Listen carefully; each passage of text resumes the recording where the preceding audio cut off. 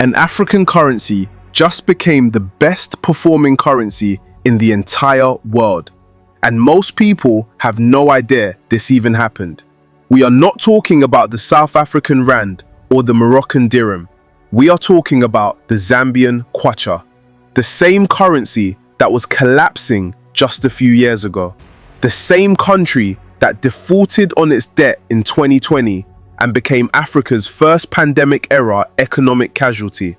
The same economy that watched its money lose more than half its value in a single year. By late 2025 and into early 2026, the Kwacha gained almost 10% against the US dollar in just over a month, making it the top performer among all currencies tracked by Bloomberg worldwide. In October 2025, it had already risen 23% for the year, the most of any African currency. This is the kind of dramatic reversal that does not happen by accident. And it did not happen because the US dollar suddenly collapsed or because Zambia discovered oil overnight. It happened because of decisions, discipline, and a very particular set of conditions that turned what looked like a permanent crisis into something remarkable. To understand why this matters, you need to understand where Zambia was just a few years ago. In November 2020, Zambia became the first African country to default on its debt during the pandemic. They missed a payment of $42 million on a bond, and that was it. The country was immediately locked out of international financial markets. Foreign currency reserves dropped to barely 2 months of import cover. Inflation hit 15% by the end of that year. The Kwacha lost over 50% of its value against the dollar in 2020 alone. People could not plan for the future. Businesses could not afford to import goods. The currency became a symbol of how far the country had fallen. This was not a sudden collapse. It was years in the making.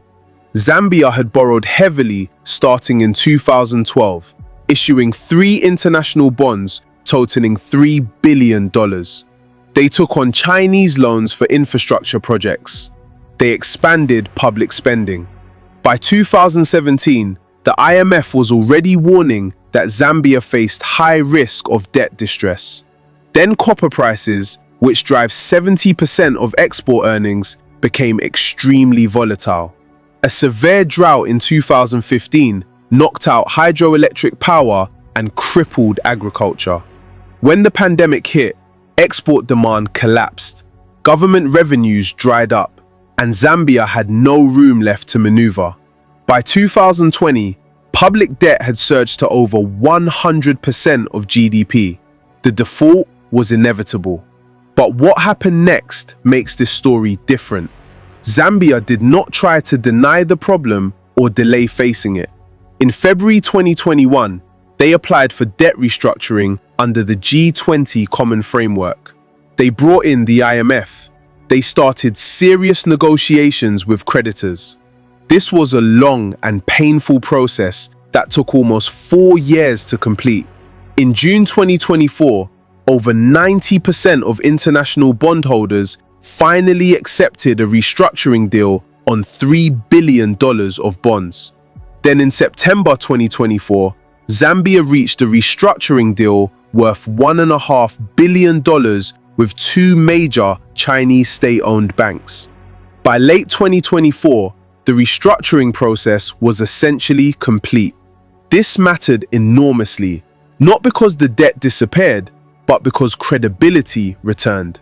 Investors started to believe that Zambia was genuinely serious about fixing its finances. That belief, that shift in confidence, is what moves currencies more than almost anything else. But confidence does not come from headlines. It comes from concrete actions that investors can see and verify. Zambia tightened fiscal discipline significantly. They reduced the government deficit. They controlled spending carefully. The Bank of Zambia raised interest rates aggressively in early 2024, hiking the policy rate to 14.5% to crush inflation. They increased reserve requirements for commercial banks to tighten liquidity. These were not popular moves, but they worked. Inflation, which had been stubbornly high, started falling. By October 2025, it dropped to 11.9%, the lowest level since August 2023. By November, it fell further to 10.9%. That is still above the central bank's target range of 6 to 8%, but the direction mattered enormously. People could see prices stabilizing. Businesses could plan again. And when inflation falls, a currency does not have to constantly lose value just to keep imports affordable. At the same time, something else was happening in global markets.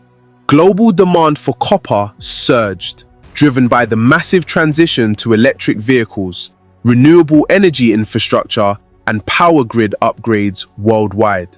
Copper is essential for batteries, electrical wiring, motors, and solar panels. Countries that produce copper suddenly found themselves sitting on something the world needed desperately. Zambia is Africa's second largest copper producer. In the first quarter of 2025, copper production jumped 30% compared to the previous year, reaching around 224,000 metric tons. Export earnings from copper climbed substantially. In October 2025 alone, refined copper export earnings surged by over 31%. Here is the key part. When Zambian companies export copper, they get paid in US dollars. Those dollars flow back into the country.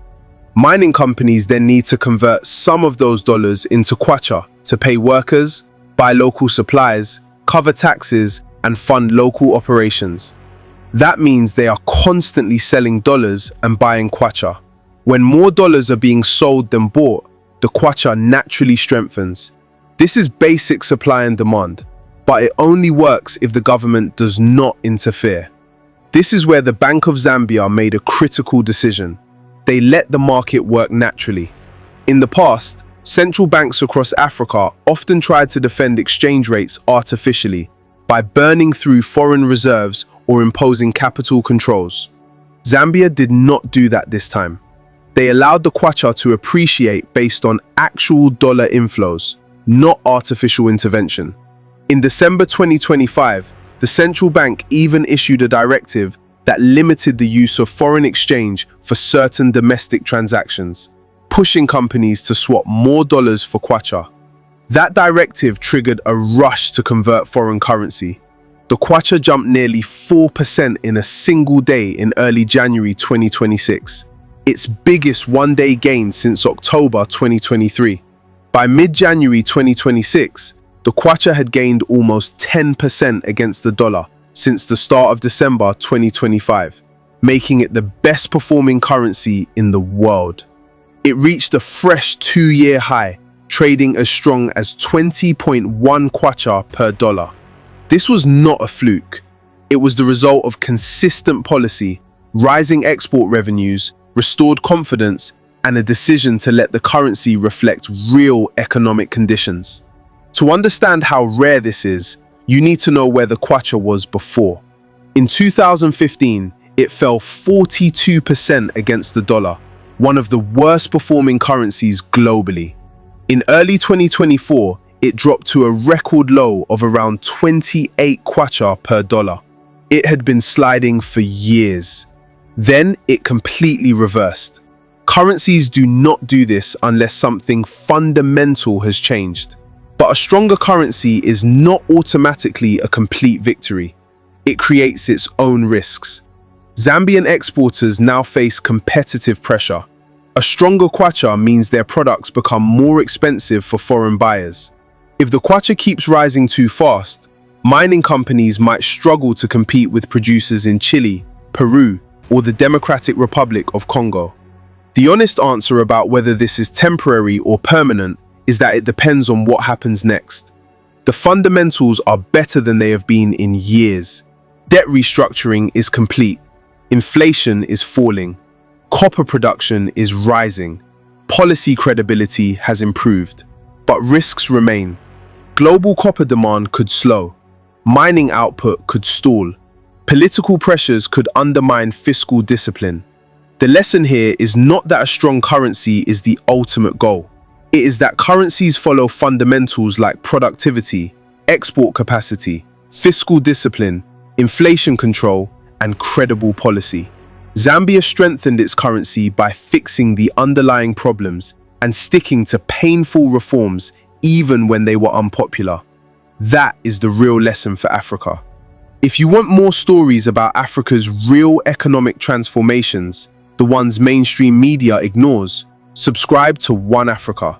Share this video with someone who needs to see what is possible when African countries make smart decisions. Drop a comment and let us know what you think about Zambia's turnaround. This is our story, told without filters, and your support makes this work possible.